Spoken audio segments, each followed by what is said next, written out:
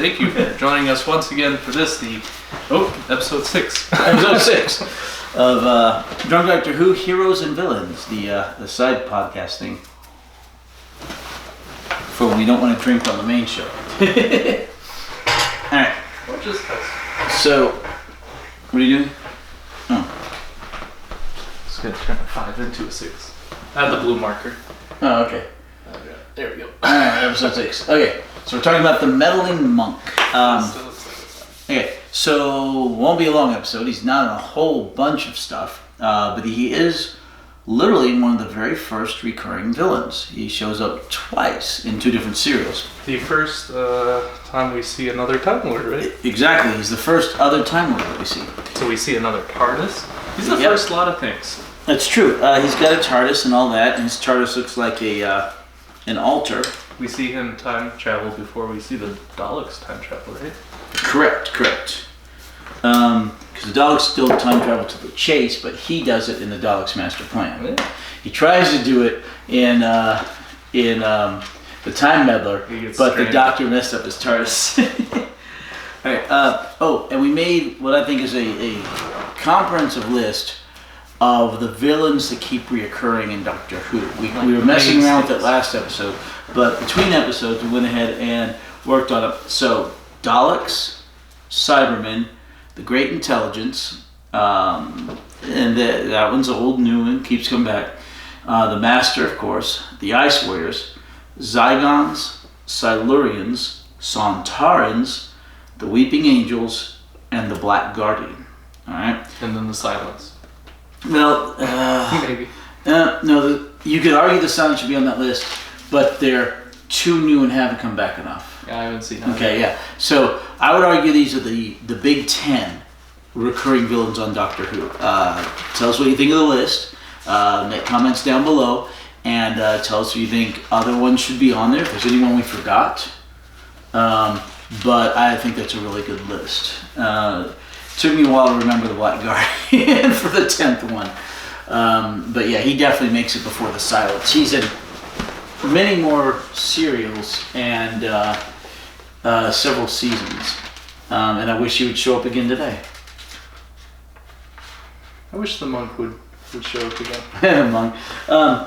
But no, the Ice Warriors have shown up in the modern stuff. They're in the old stuff, shown up in the modern. The Master. The Great Intelligence, old, but shows up in modern stuff. Cybermen, Daleks, Zygons, Silurians, Sontarans. The Weeping Angels are new. They're only in the new stuff, and so far the Black Guardian is only in the old stuff. But all of the rest, the other 8 of those, were all in the 20th century Doctor Who and are in the 21st century Doctor Who. Was the Web Planet the Great Intelligence? That was just the Autons, right? The Web Planet was the moth creatures and the ant creatures, and there was a central intelligence, but it wasn't the Great Intelligence. The anus thing. Yeah, the thing that was controlling the ants. Yeah. But it wasn't the Great Intelligence. Okay. It was an intelligence. We've seen a few hive mind things, Mm-hmm. and I get those confused with like Right. general intelligence things. Right. And I remember because I had the joke about it is an okay intelligence. Yep. I don't know if I'd call it a great As opposed to the Great Intelligence. Alright, It's so an okay intelligence. anyway, the Monk first shows up in the Time Meddler, which is series 17, the last serial 17, the last serial of season 2. Mm-hmm. And then he shows up again in the Daleks Master Plan, which is only 4 serials later, serial 21. He's, like he said, the first of the Time Lord we see, and he's got a TARDIS, and it's an altar in the first one, and the Doctor messes with it, and then the second one, it's a pillar. It's like a Roman pillar. Because its chameleon circuit actually works. Mm-hmm. So the TARDIS chameleon circuit never works. Ever. At all? It stays stuck. The Doctor may have it work once, I can't remember, but then it sticks again, or he doesn't like it and he resets it again. Do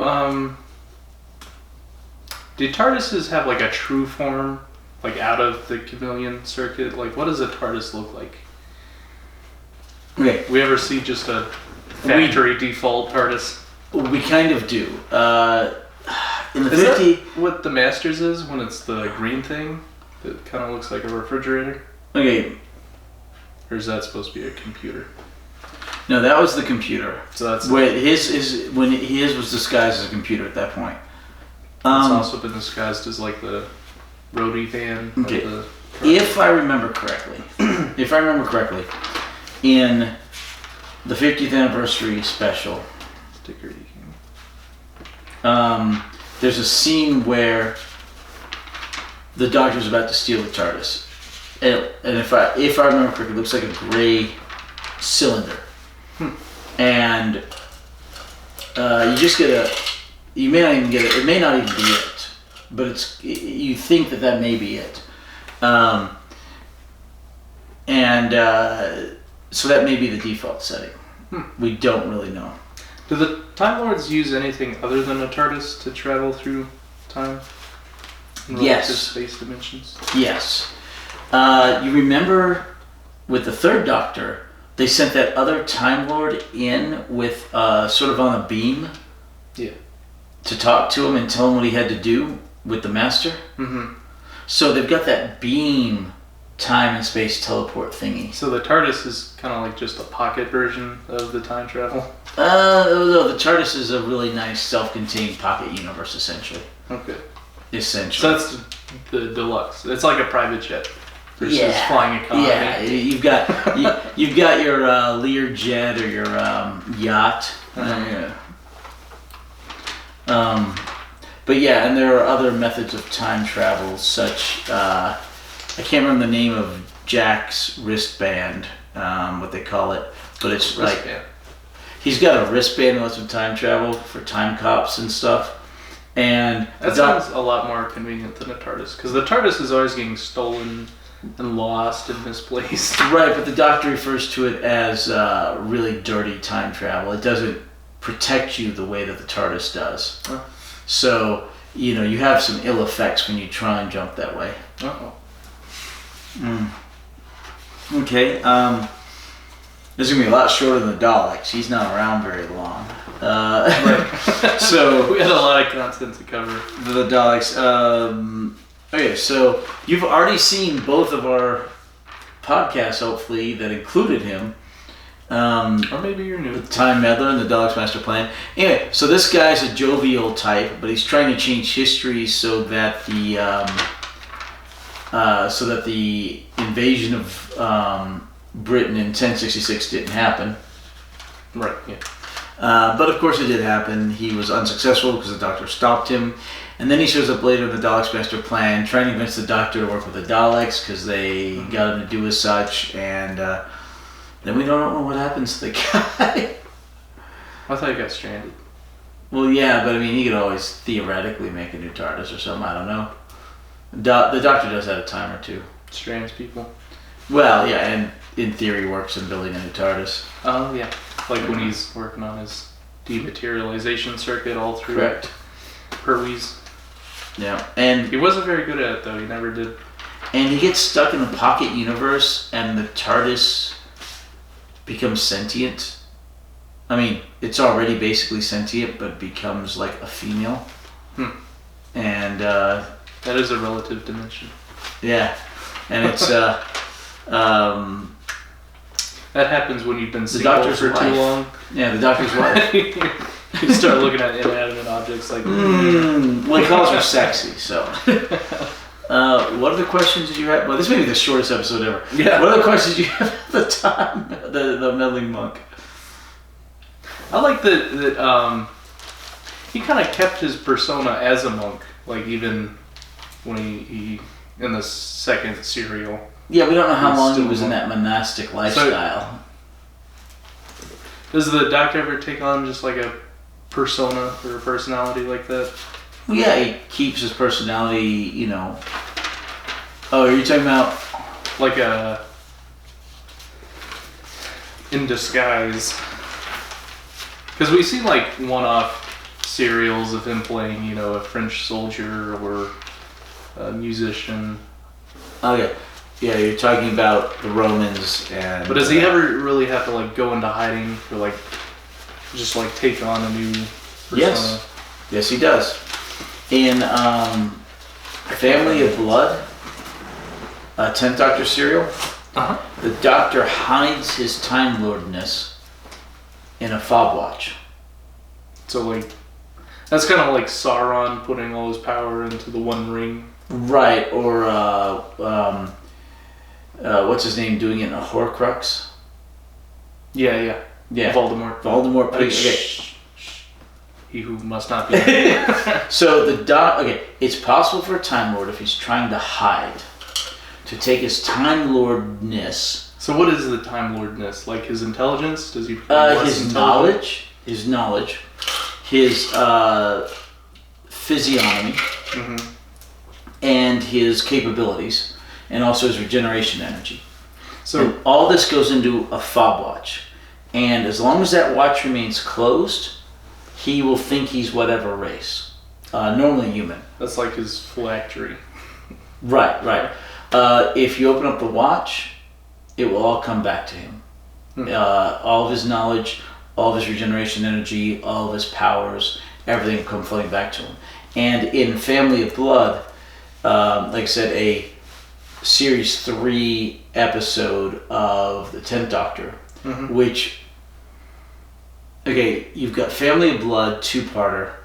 I can't remember the name of the Family of Blood, I think maybe the second part, but there's 2-parter. And then you have Turn Left, and then you have the Utopia trilogy. And that is literally the best half season of Doctor Who ever. Nice. Those 6 episodes are fantastic, all of them. So that's how No, not Turn Left. Blink. It goes Family of Blood, Blink, and then the Utopia trilogy, and it's just fantastic. Absolutely. That's not the best series, but it's the best half season of Doctor Who. What's the best full series? Season? I'd have to get back to you on that. Okay. Possibly Tom Baker's first season, which includes Genesis of the Daleks, Ark in Space, and several other good ones. You could argue the Key of Time, although I wouldn't necessarily. I think it is really good, but not so the best. You could argue Series 4, which is really, really good. The one with Donna Noble. I think all of those are prime candidates. So, back to the stopwatch. Okay, yeah, the fob watch. So... What's the difference between a fob watch and a pocket watch? You know what a fob is, right? Like a key fob? That's a fob. It's something at the end of a chain or on a key. It's just a weird something there. It's called a fob. And so pocket watches, like you use to tell time and you have that. But yeah, the fob watch is specifically for the Time Lords to do that with. So is that a way a Time Lord would go into hiding from the Council of Time Lords? Like, would a Time Lord not know that that's a Time Lord? Yeah, you could not tell they were a Time Lord if they do that, because they don't even know they're a Time Lord. So if he puts his regeneration energy into the fob watch, would that mean if he dies, he doesn't regenerate? We don't know. We haven't seen that happen. So, last question. Is there a way to revoke a Time Lord's Time Lordness? If they... Bless you. Woo! Is it the cold weather? Yeah. You've been sneezing. Are you allergic to something? Cold weather. Cold weather. They call that a hay fever. Actually, cats, dogs, and iodine. Iodine? Iodine. I'm allergic to iodine. Can't eat seafood. Oh. But yeah, we don't know. I can't remember if there's a clause where if the Doctor or if a Time Lord has his fob watch on him and he's dying, does the fob watch open and save him? Or if he dies. I don't remember if there's a clause for that. So... that's a voluntary thing? Is there a way that Time Lords can revoke a Time Lord's regenerational... Like, can a Time Lord council go to a Time Lord and be like, you're no longer a Time Lord, I'm revoking all this? In theory, yes. The 6th Doctor, the one at the top left, is actually put on trial for an entire season. And the season's called The Trial of a Time Lord. Sounds like a long season. 14 episodes. The whole season's just 14 episodes? Yeah, the whole season's just 14 episodes. Once again, like I said in the previous one, they cut down the number of episodes big time when they get to the Sixth Doctor. And it's been like there in the teens, in the modern day. Although the current episodes are twice as long. But yeah, so they do like hour-long episodes? 45 minutes, yeah, to 50 minutes. Sometimes an hour. Yeah. Every once in a while, like an hour and 20. Oh. 50th anniversary. Special. Yeah, big specials. Quote-unquote feature length. But yeah, he is put on trial. And they talk about if he's found guilty of violating all these different time laws that he breaks, they will not only force him, they'll not only kill him, but they will remove his future regeneration, so he cannot even regenerate. Ooh. Yeah. And so in theory it's possible, yeah. So would it be possible to make a non-Time Lord a Time Lord? Or are those things transferable? Could you give someone regenerational power? Generally speaking, you cannot give your regeneration powers to another person so that they can regenerate. However, there are some exceptions. A Time Lord can give their regeneration power to heal or to keep someone else alive. But it's part of theirs. And the vast majority of Time Lords only have so many regenerations. And in theory, it is possible, and I have a problem with this, but it's canon. There's two companions later on. They spend their honeymoon in the TARDIS, so they end up consummating their marriage and conceiving a child while they're on their honeymoon in the TARDIS. Sounds like a kinky episode. Yeah, and the child grows up to basically be a Time Lord and have regenerations. Huh. So, all the Time Lords are dead. It doesn't matter. Just have humans have sex in the TARDIS. You'll make a new race of Time Lords. Apparently, yeah. But this child, she ends up saving the Doctor because the Doctor's literally dying. But she saves him by giving him... She has to save him by giving him all of her regenerations. So she has no more regeneration, but it takes all of her future regenerations to save him. So I guess you can save a person or a Time Lord big time by doing everything at once. So is that like a generally acceptable canon, or is that like a silly thing, like when Superman flies around and turns time back? And that falls all under... of the fandom goes, it's weird. No, there is some super questionable canon in Doctor Who that you just forget about. It's like, no. Like at one point during the TV movie, the Doctor says he's half human. It's like, no, whatever. The Doctor lies. Forget that. We're not going to. We're going to sweep that under the rug. And I'm hoping to do the same thing with the Timeless Children. But yeah, apparently, if you conceive in the TARDIS, two humans can basically make a Time Lord who's basically human. It's really weird. It's really weird. Let's see. What other questions do you have about the Meddling Monk? Do you have anything else to add? Yeah, I think that's it. Okay. We were just about something a moment ago. I'm trying to think of what it was. Before we got off on... I never could find my notes on the Meddling Monk? They're there somewhere.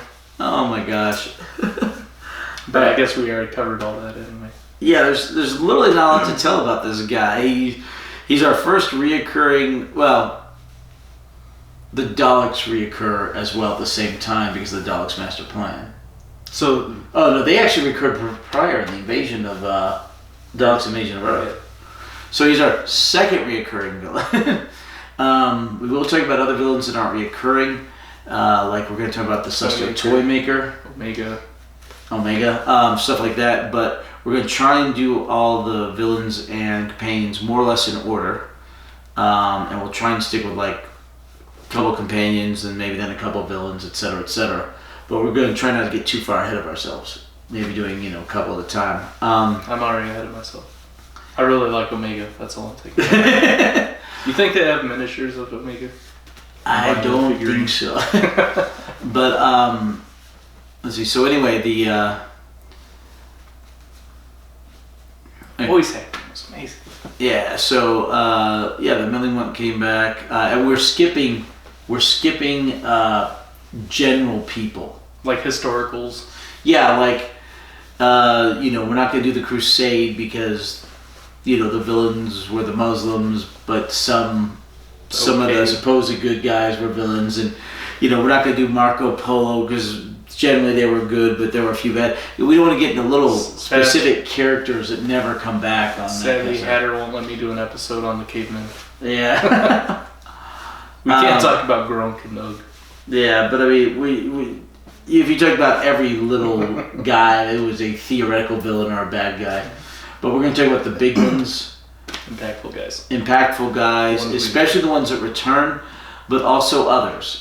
Celestial Toymaker was a one-shot who was amazing. Mm-hmm.